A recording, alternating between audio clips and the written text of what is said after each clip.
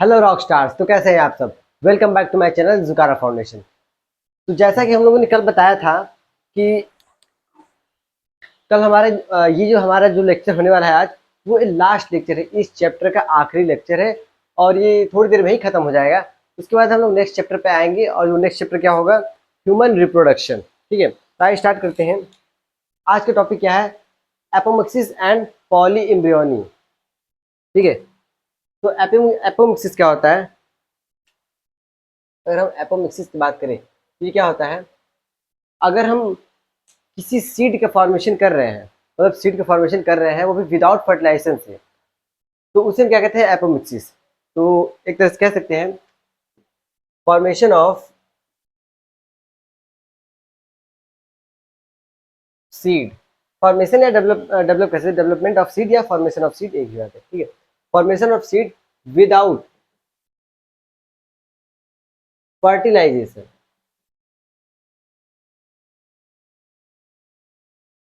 अगर बिना फर्टिलाइजेशन के ही सीड का फॉर्मेशन हो जा रहा है तब हम क्या कहेंगे, उसे एपोमिक्सिस।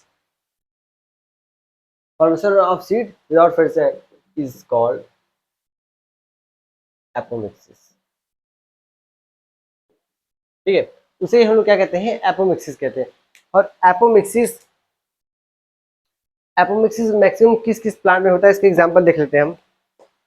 तो एक फैमिली होता है, आप लोगों ने 11th पढ़ा होगा, एस्टेरेसी फैमिली।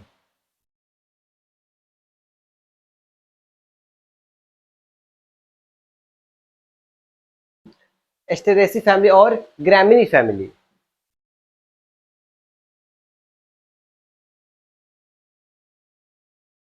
ठीक है, एस्टेरेसी किसकी फैमिली थी, एस्टेरेसी में सनफ्लावर आते हैं, तो सनफ्लावर है। और ग्रामीण जो लोग ग्रासेस देखते हैं वो ग्रामिनी फैमिली में आते हैं। ठीक है, जितने भी ग्रासेस है यहाँ लिख लेंगे ग्रासेस। ठीक है, तो इनमें क्या होता है, इनमें एपोमिक्सिस होता है, मतलब इसमें सीड का फॉर्मेशन होता है विदाउट फर्टिलाइजेशन, तब हम उसे क्या क्या कहते हैं, एपोमिक्सिस। ये तो हो गया एपोमिक्सिस। अब हम इसके आगे बात कर लेते हैं। एक होता है एपोगैमी, वो भी बहुत सिंपल सा ही है, हम देख लेते हैं एपोगैमी। ठीक है, एपोगैमी।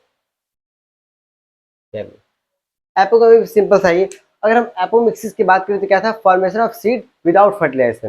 लेकिन इसमें क्या होगा, formation of embryo without fertilisation.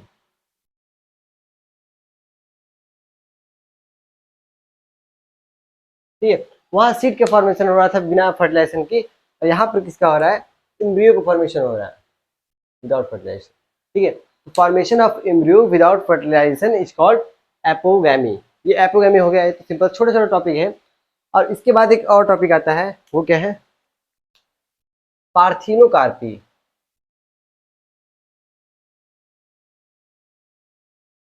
ठीक है, अब पार्थिनोकार्पी क्या होता है, ये भी सेम है। इसमें क्या होगा, इसमें फ्रूट, जो फ्रूट होते हैं, फ्रूट का फॉर्मेशन होगा विदाउट फर्टिलाइजेशन। एपोमिक्सिस क्या है, formation of seed without fertilisation. Apogamy क्या है, formation of embryo without fertilisation. अगर पार्थिनोकार्पी की बात करें तो formation of fruit without fertilisation. क्या लिखेंगे, formation of fruit without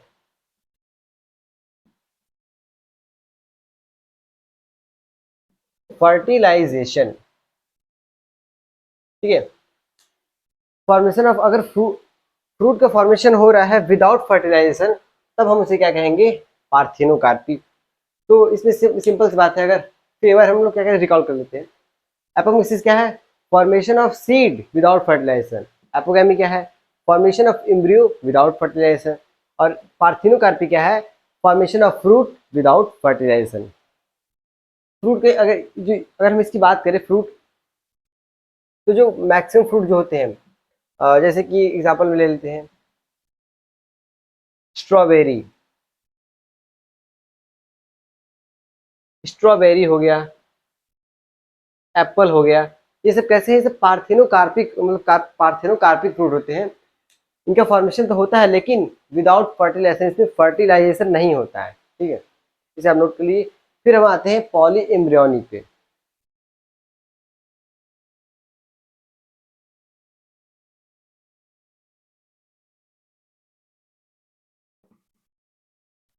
next क्या है, पॉली एम्ब्रियोनी। पॉली एम्ब्रियोनी क्या होता है, पॉली मतलब तो सबको पता होगा, पॉली, पॉली मतलब जैसे हम तो मल्टीपल कह सकते हैं, और एम्ब्रियो, एम्ब्रियोनी मतलब एम्ब्रियो, ठीक है। अगर किसी सीड में एक से ज्यादा एम्ब्रियो पाए जाते हो तब हम उसे क्या कहेंगे, पॉली एम्ब्रियोनी, नाम में ही आंसर होता है। तो ये क्या है, more than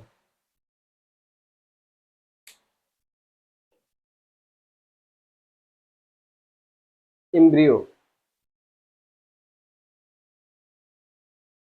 present in seed, then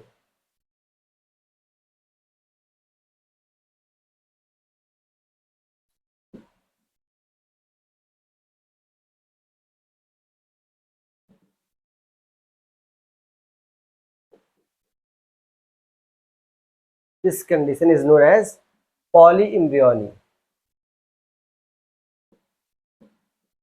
ठीक है।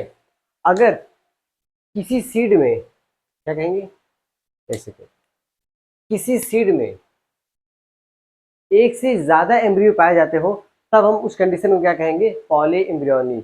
नाम में ही आंसर होता है, more than one embryo, more than one embryo present in seed, मतलब एक से ज्यादा एम्ब्रियो प्रेजेंट है सीड में तब हम उसे क्या कहेंगे, पॉली एम्ब्रियोनी। और ये मैक्सिमम किसमें होता है, सिट्रस प्लांट में होता है, अगर कोई सिट्रस फ्रूट है तब भी उसमें होगा। एग्जाम्पल देख लेते हैं, सिट्रस, सिट्रस फ्रूट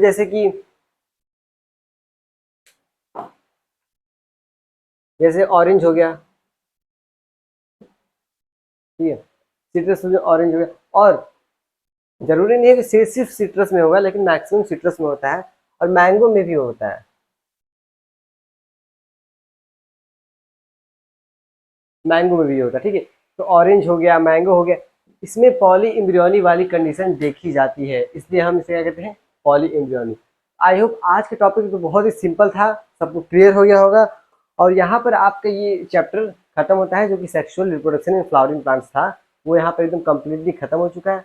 और आपको इसमें से अगर कोई भी टॉपिक लग रहा हो कि सर ये वाली टॉपिक छूट गई है, तो वो आप कमेंट कर सकते हैं, उसको अगले लेक्चर में हम बता देंगे जरूर। ऐसा नहीं कि अगर नेक्स्ट नया वाला चैप्टर स्टार्ट कर दिए हैं तो इसको नहीं बताएंगे, अगर कोई भी डाउट हो तो आप कमेंट कर सकते हैं, उसको बताया जाएगा, ठीक है। यहीं पर हम लेक्चर क्या कहते हैं, एंड कर रहे हैं, और मिलते हैं अगले लेक्चर में, न्यू चैप्टर ह्यूमन रिप्रोडक्शन, ठीक है। तो इस चैनल को आप लाइक, सब्सक्राइब और शेयर करिए, और बेहतरीन तरीके से अपनी पढ़ाई करते रहिए, ठीक है। Thank you very much, keep watching.